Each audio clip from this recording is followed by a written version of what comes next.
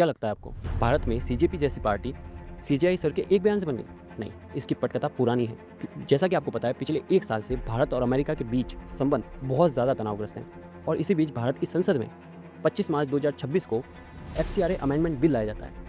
इसके द्वारा foreign funding पाने वाले जो एनजीओज़ हैं, उन पर सरकार अपना नियंत्रण बढ़ाने की कोशिश करती है और यहीं पे यूएसए का डीप स्टेट अलर्ट हो जाता है, क्योंकि यूएसए का जो डीप स्टेट है वो देशों के आंतरिक मामले में हस्तक्षेप करने के लिए फॉरेन फंडिंग वाले एनजीओज़ पर निर्भर है। इसी कारण से इस बिल के पेश होते ही वहाँ के जेम्स रिच नाम के एक यूएस सीनेटर द्वारा ये बयान दिया जाता है कि ये बिल भारत और अमेरिकी संबंधों को बिगाड़ सकता है और ये अमेरिका के लिए डीपली कंसर्निंग है। भारत का एक आंतरिक मामला उनके लिए डीपली कंसर्निंग है, ये बड़ी बात है। इसके बाद 16 मई को भारत में सीजेपी पार्टी का गठन होता है। भारत में ना होकर ये अभिजीत दीप के द्वारा अमेरिका में बैठे बैठे किया जाता है, वो भी ऑनलाइन प्लेटफॉर्म पर। और इसी के बाद 23 मई को मार्को रूबियो की भारत यात्रा शुरू होती है। जैसे ही मार्को रूबियो भारत आते हैं, वो दिल्ली नहीं आते बल्कि सीधा जाते हैं कोलकाता, वो भी mother Teresa foreign funded NGO की तरफ, उसके पास। ये एक सिंबॉलिक मैसेज था। और इसके बाद अभिजीत दीप के 1 जून को ये ऐलान करते हैं कि वो भारत आ रहे हैं और जंतर मंतर पर प्रोटेस्ट करेंगे। उसमें इतना जन समर्थन हो नहीं पाया। हालिया में 14 और 15 जून को जो यूएसए लॉ मेकर्स हैं, उनके अंदर रिपब्लिकन्स और डेमोक्रेट्स साथ में आते हैं भारत के खिलाफ और ये कहते हैं कि हमें